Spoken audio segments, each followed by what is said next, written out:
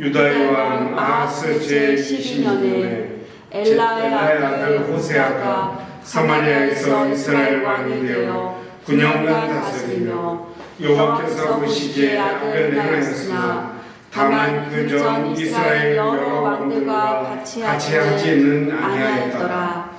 아수르의 왕 살마네셀이 올라오니 호세아가 그에게 종이 되어 조공을 듣더니 그가 열고대 왕 소에게 사자들을 보내고 해마다 건너로 아수르 왕에게 조공을 드리지 아니하매 아수르 왕이 호세아가 배반함을 보고 그를 옥에 감금하여 두고 아수르 왕이 올라와 그 온 땅에 두루다니며 사마리아로 올라와 그곳을 3년간 애워쌌더라. 호세아 제9년에 아수르 왕이 사마리아를 점령하고 이스라엘 사람을 사로잡아 아수르로 끌어다가 고산 강가에 있는 할라와 하볼과 메대 사람의 여러 고을에 두었더라. 아멘. 기도하겠습니다. 하나님 아버지, 은혜를 감사합니다. 이 시간 주님의 말씀을 듣고자 왔사오니 주님의 영께서 함께해 주시고 주님의 말씀으로 깨닫고 받아들일 수 있는 그런 믿음을 허락해 주시옵소서. 우리 마음에 같이 좋은 것이 되고 30배, 60배, 100배의 놀라운 결실을 맺도록 주님 복내려 주시옵소서. 예수 그리스도 이름으로 기도드리옵나이다. 아멘. 오늘 10월의 둘째 주에 보는 예언자 운동 설교입니다. 오늘은 북이스라엘의 멸망, 그것과 그것이 주는 예언자 운동의 의미가 무엇인지, 시대 변화에 예언자 운동이 어떻게 응답하고 있는지를 성경을 통해서 살펴보도록 하겠습니다. 남쪽의 유대, 북쪽의 이스라엘, 유대 지파와 베냐민 지파만 있는 두 개 지파의 남쪽 유대. 그렇지만 다윗 왕조가 이어가는 남유대와 북이스라엘이 10개의 지파가 모여서 함께 있는 북이스라엘. 그러니까 어떻게 보면 이스라엘의 역사적 정통성이 어떻게 흐르는가에 대해서 꼭 다윗 왕조다라고 이렇게 가기는 어려운 상황이 이 당시의 상황입니다. 이 북이스라엘이 4개의 왕조가 있었는데 그 가운데 여로보암 왕조, 바사 왕조, 그리고 오므리 왕조, 예후 왕조, 이 4개의 왕조가 하나의 북이스라엘이라고 하는 왕국 안에 점철되면서 진행되고 있었는데 그 마지막 왕조가 바로 예후 왕조입니다. 4개의 왕조 가운데 하나님의 기름 부음을 받은 왕조는 2개에 불과했습니다. 처음의 왕조인 여로보암 왕조와 그리고 마지막 왕조인 예후 왕조가 그렇습니다. 이 하나님의 기름 부음을 받았다라고 하는 것은 하나님의 인정을 받았다라고 하는 뜻입니다. 물론 다윗 왕조 역시 기름 부음을 받고 사울 임금 역시 기름 부음을 받기는 했지만은 모두가 다 그 왕조를 이어져 내려가는 건 아니었고 다윗 왕조가 쭉 내려가서 바벨로니아에게 멸망할 때까지 쭉 이어지는 왕조였고 다윗 왕조가 있긴 했지만 이 둘러 갈라진 상황을 만든 왕조인 여로보암 왕조도 하나님께서 기름을 부은 왕조였습니다. 이렇게 본다면은 이 하나님이 그 다윗 왕조가 하나님의 뜻을 시행하지 못하는 시대가 되자, 즉 다윗과 솔로몬 시대, 특히 솔로몬 시대, 솔로몬의 그 재상이었던 여로보암에게 하나님께서 기름을 부어서 그에게 북이스라엘을 세울 것을 미리 말씀을 하시는데, 이렇게 보면 어느 왕조고 하나님 앞에서는 예외가 없다라는 것을 교훈으로 알 수가 있습니다. 하나님의 뜻을 시행하느냐 아니느냐에 따라서 그 왕조의 정통성과 정당성이 입증되는 것이지, 꼭 하나님이 한번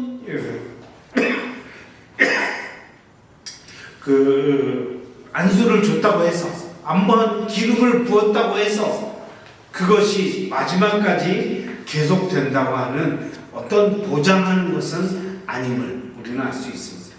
하나님의 정당성을 얻는 것과 그것이 계속 지속성을 갖는 문제는 별개의 문제이다 라고 하는 것입니다.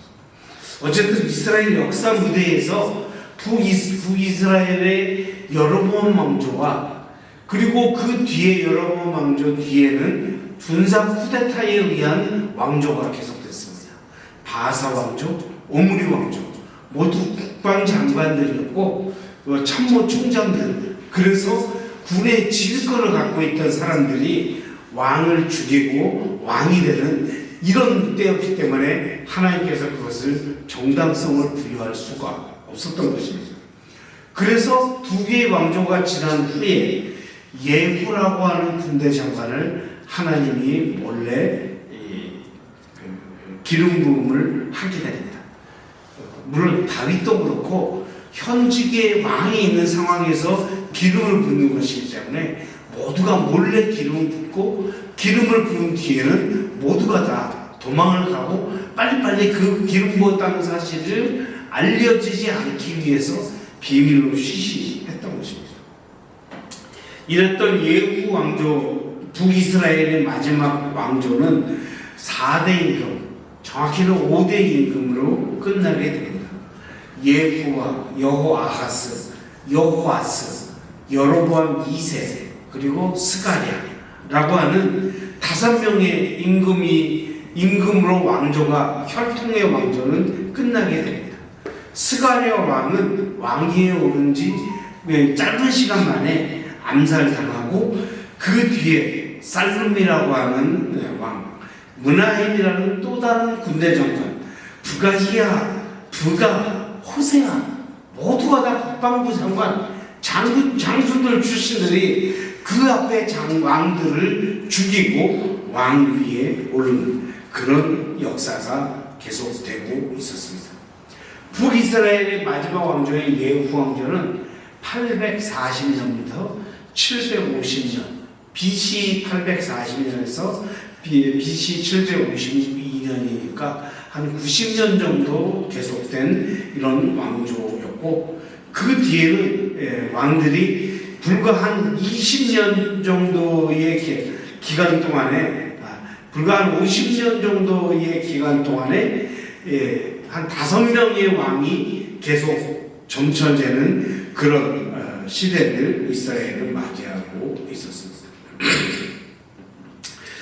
과연 이렇게 예후 왕조가 끝나고 그 뒤에 5 임금이 불과 21년 만에 교체되는 이런 극단적인 혼란에 부딪혔는데, 그 원인이 무엇이었겠습니까? 그것은 세계적인 힘의 교체, 세계적인 시대 변화가 배경에 있었습니다. 바로 고대 제국 아시리아 제국의 부상이 일어나고 있었던 바로 끝입니다. 고대 바벨론 제국 이후에 아시리아 제국이 떠오르기 전까지, 이 기원전 900년대까지에 이르기 전까지 한 700~800년 정도가 힘의 공백이 있었던 그런 시대입니다. 바로 고대 바빌론 이후 우리에게 함무라비 법전으로 잘 알려진 이런 그 이후에 나타난 세계의 패권을 쥔 제국, 세계라기보다는 중동 지역이었겠지만 어쨌든 패권을 쥔 강대한 제국이 나타났는데 이런 시간이 필요했습니다. 아시리아 제국은 기원전 911년부터 609년까지 약 300년 동안 지속됩니다. 바벨론 제국은 그 뒤를 이어서 기원전 626년부터 539년까지, 그러니까 100여 년 정도 바벨론 제국이 이어집니다. 그리고 550년부터 330년까지 한 220년 정도의 기간을 페르시아 제국이 세계에 저지게 되고, 헬레니즘 시대, 즉 알렉산더 제국에 의해서 이어지는 그런 시대가 이어지고 있습니다. 바로 이런 제국이 일어나기 전에 힘의 공백 시대, 그 시대가 다윗 임금과 이스라엘, 북이스라엘과 남유대로 나눠졌던 이 분단 시대와 이스라엘의 왕조 시대, 그리고 다윗 임금의 시대, 그런 시대가 계속되었던 것이 바로 이스라엘의 역사의 시대였습니다. 바로 이 아시리아 제국이 힘이 세게 세워지기 전에 약 300~400년 기간 동안 이 세력 공백기를 배경으로 해서 이스라엘이 출애굽을 하게 되고, 그 기간 동안에 그들은 광야에서 있기도 하고, 또 정복을 하면서 가나안을 정복하기도 하고, 또 가나안 정복 이후에는 가나안에 정착하면서 사사들의 시대가 이어지고, 그 다음에 왕조들의 시대가 이어지는 바로 이와 같은 역사의 과정이었던 것입니다. 그리고 이스라엘이 왕조가 약간 약해지는 그런 시기, 북이스라엘 남유대가 있었던 이런 시대에 주변의 암몬 족속, 모압 족속, 블레셋 족속, 이런 족속들이 성장하면서 갈등이 일어나는 것이 바로 예언자 시대의 배경이었습니다. 오늘날 역사를 얘기한다면 팔레스타인과 중동 지역을 현대 이전까지 지배하던 오스만 투르크 제국이 제1차 세계대전으로 해체가 되고 맙니다. 그리고 그 공백을 영국과 프랑스가 중동을 지배를 하면서 그들이 중동의 여러 나라들의 수립을 그대로 허용을 하게 됩니다. 그래서 사우디와 요르단, 레바논, 시리아, 우리가 알고 있는 지금 중동에 있는 나라로 독립하던 때 여러 나라들이 갈등을 빚으면서 서로 존재를 잡아가고 있던 이 시대, 그때 이스라엘이 세워지고 지금 전쟁이 벌어지고 있는 것과 유사했던 이런 상황이 바로 이 고대에도 벌어지고 있었던 것입니다. 다만 아시리아가 생기기 전에 마치 그 고대 근동 지방처럼 미국이라고 하는 절대 강자가 그 중동을 지배하던 상황이 벌어지기 전에 아수르 고대 근동에 대한 아수르의 침략이 있었던 것처럼 오늘날 미국에서도 이제 고대 근동의 아수르와 같이 세계를 지배하면서 이 중동 지방을 장악하는 이러한 역사가 계속 되어져 있다고 하는 것입니다. 북이스라엘이 이런 역사의 과정에서 멸망하고 북이스라엘에 있는 유대인들은 모두가 다 아시리아로 모두가 다 이주를 당합니다. 강제로 해체를 당하게 되고 그들의 땅에는 또 아시리아에 있는 이방인들이 그 땅에 와서 함께 살면서 예수님 당시에 사마리아라고 하는 그런 혼혈 민족으로 되어져 가게 되는 그랬던 것입니다. 하지만 남유대는 다윗 왕조를 중심으로 해서 이 아시리아의 저항을 계속했습니다. 그러자 아시리아는 예루살렘을 파괴하고 그들을 힘으로 굴복시키는 것보다는 조공을 받고 회유를 해야 되겠다 하는 방식으로 이곳을 지배했습니다.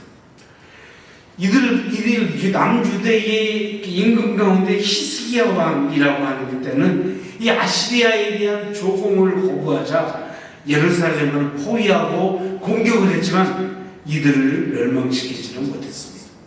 이때 나오는 바로 이사야 선지자가 이 히스기야와 함께 이 나라의 국난을 어떻게 극복하느냐 하는 그런 예언자의 시대를 나타내주는 것이 남유대의 히스기야 왕대이고, 그 뒤에 있을 바벨론에 정복되는, 바벨론 때는 이 남쪽의 유대가 완전히 망해서 식민지로 가게 되는데, 그럼에도 불구하고 그들의 정신과 신앙을 유지하던 그런 그때의 선지자, 그런 선지자가 예레미야 선지자이고, 또 바벨론 강가에 가서 그곳에서 하는 그 신앙 공동체의 유지, 혹은 왕조와 그들의 엘리트들의 유지, 이런 시대를 통해서 그들의 신앙이 유지가 되는 것, 그것이 예레미야 예언자 시대인 것입니다. 이처럼 시대 상황이 바뀌어가고, 시대가 시대의 패권자가 바뀌어가고, 정치 군사적인 상황이 바뀜에 따라 예언자 운동도 바뀐다는 것이 우리가 배워야 할 교훈입니다. 출애굽 이후 정복 시대에서 정착 시대로 바뀌고, 또 이스라엘 내적인 역사에서는 사사들의 시대에서 왕조 시대를 맞으면서 사사에서 예언자로 역할을 바꾼 이 예언자 운동은 고정불변하게 남아있는 그런 운동이 아니라고 하는 것입니다. 다윗 왕조 시대에 왕조를 만나서 왕조를 세우게 되고, 남북 분열 시대에는 주로 북이스라엘에 새로운 왕조를 세우고 기름 붓는 역할을 하고, 또 뿐만 아니라 왕의 폭정과 잘못된 지배에 대해서 견제자의 역할을 하고, 민중의 생존과 민중의 생명을 지키는 그런 역할을 하던 시대의 역할, 그것이 엘리야의 시대, 엘리사의 시대, 많은 민중들과 함께 하면서 그들의 생사 고락을 살피던 그런 예언자의 운동이었다고 하는 것입니다. 두 번째로, 그러므로 이런 시대 변화 상황에 대해서 예언자 운동도 바뀌어야 된다고 하는 것입니다. 아시리아라는 대제국이 형성되고 북이스라엘이 멸망하면서 남유대에는 독립과 자주를 위한 믿음의 투쟁이라는 새로운 시대를 맞이하게 되었습니다. 우리는 지금 어떤 시대를 맞이하고 있습니까? 지금은 전쟁의 시대, 그리고 새로운 질서 구축 시대를 맞고 있습니다. 이제 1, 2차 대전 이후 80여 년이 지난, 80여 년이 가까운 이 시간 동안 그동안 형성됐던 냉전의 시대와 유일제국의 시대, 그것이 쇠퇴하고 새로운 시대, 다극의 시대가 다가오고 있습니다. 유일국이었던 거대한 미국은 큰 나라, 강한 나라이기는 하지만 하나의 초대국으로 모든 것을 다 지배하는 위치에서는 내려오고 있습니다.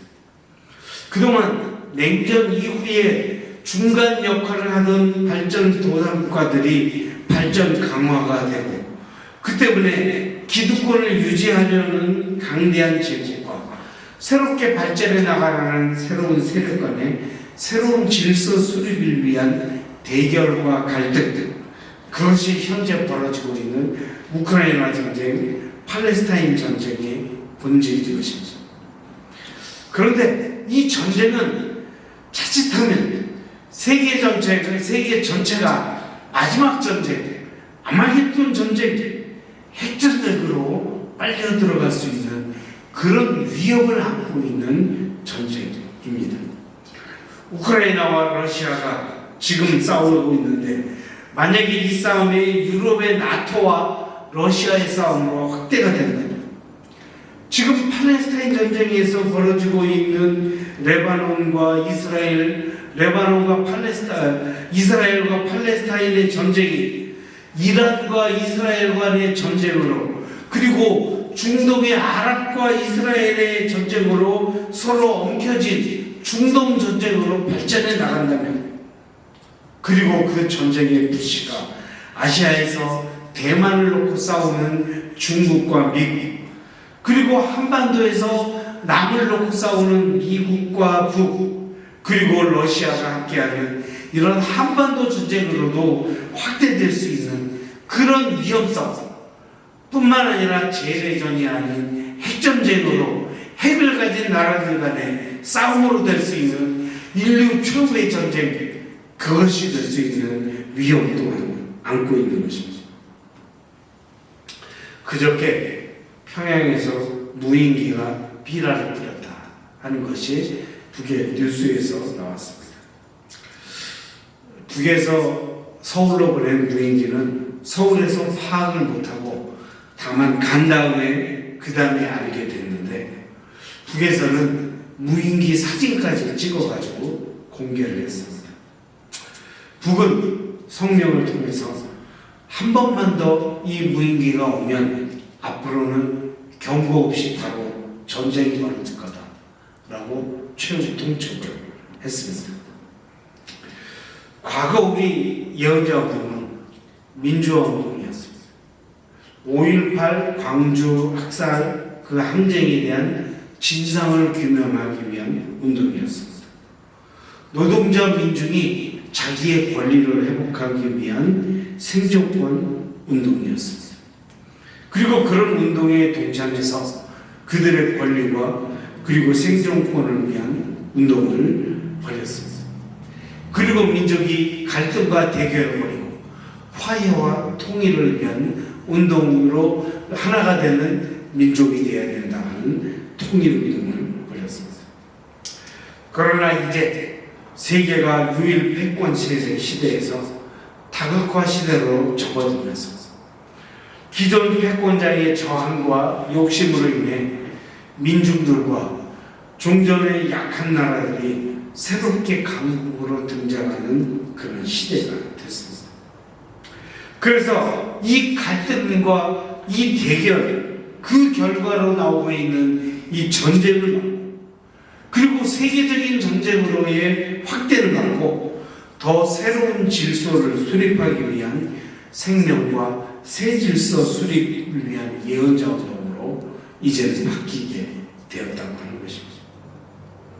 우리는 향후 북이스라엘이 멸망한 이후 남유대를 중심으로 해서 아시리아의 제국 간섭 시대를 어떻게 예언자들이 이 다윗 왕조의 임금들과 함께 그들의 믿음과 지혜를 모아서 극복을 해나가는가?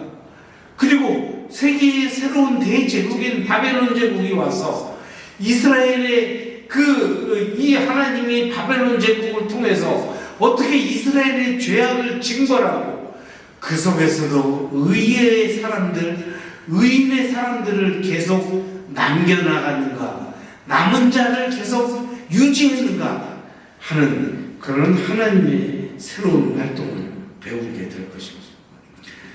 야훼 신앙이라는 것은 바로 이런 시대의 변화 속에서 믿음의 독립성, 믿음의 자주성, 믿음의 믿음 그것을 지키는 신앙을 의미합니다.